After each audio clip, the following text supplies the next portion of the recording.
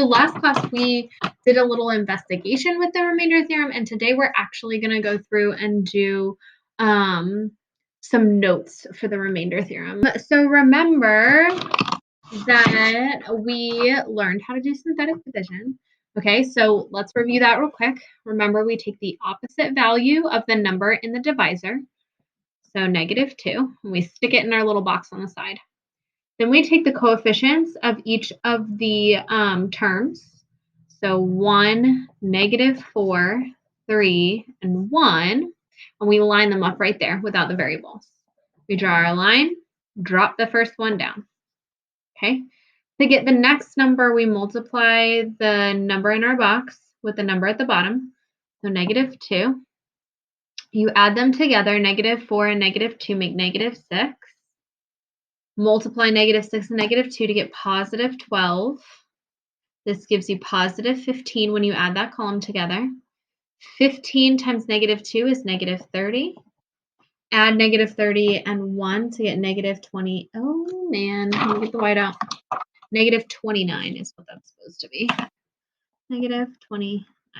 Okay, now remember, this guy right here is our remainder.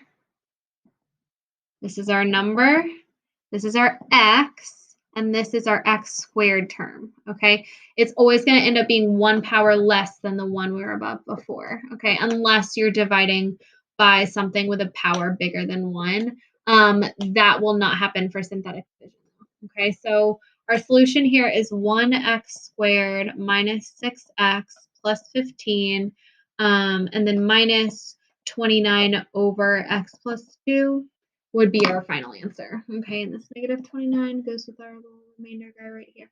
Oh, I made it terrible. Anyways, okay, so that is an, oh my gosh.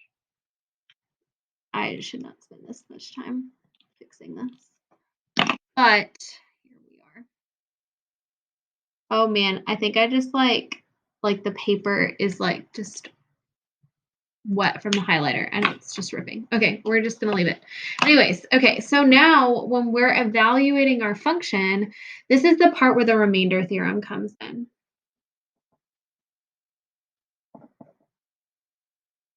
When we take the opposite sign of the number right here, we're sticking it right here. So that comes from this, okay?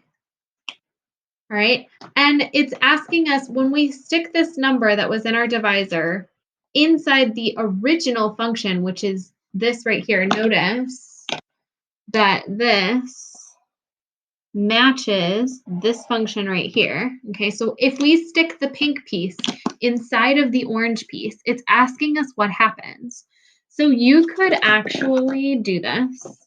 F of -2 have -2 cubed minus 4, -2 squared, plus 3 times -2 plus 1. Okay, and we would see what we would get. Okay, so this would give me -8.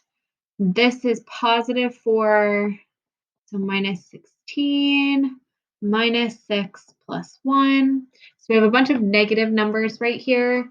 So we can add those up together. -8 minus 16 minus 6 gives you -30. Let me see if that helps. There we go. And then we add 1 to it. So this gives me -30 plus 1, which in total leaves me with -29. Notice that that -29 is, I should use this value that we had from our remainder that I spent so much time destroying. Okay, so let's try this again.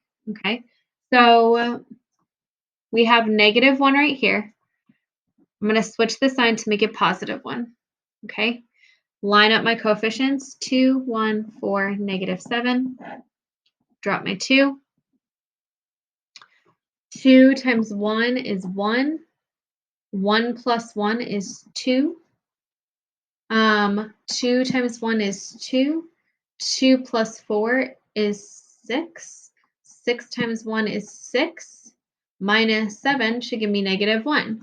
So my polynomial here was cubed, so this is going to be x squared plus 2x plus 6 minus 1 over x minus 1. This is my remainder. Okay, let's highlight. Hopefully I don't destroy the paper this time. Okay, so that was my remainder. All right, my number here switches signs and becomes this. I have my polynomial here. Okay, notice that is the exact same polynomial as I have on the right. Oops. My number here is the exact same as my number in my box. Okay, so the opposite sign of the other one. And then, so if I actually solve this, 1 cubed plus 1 squared plus 4 times 1 minus 7. This is going to end up being 2 plus 1 plus 4 minus 7. 2 plus 1 is 3. Oh, hold on. Did I do something wrong? 4, 1, 1. 2 plus 1 plus 4 minus 7. So 2 plus 1 is 3. Must have done something wrong over here. Let's double check all this. 2, 1, 4, -7. Switch the sign. Drop my 2. 2 times 1 is 2. I messed up right at the beginning. All right, so 2 times 1 is 2. Add those together. So all of these are going to be wrong.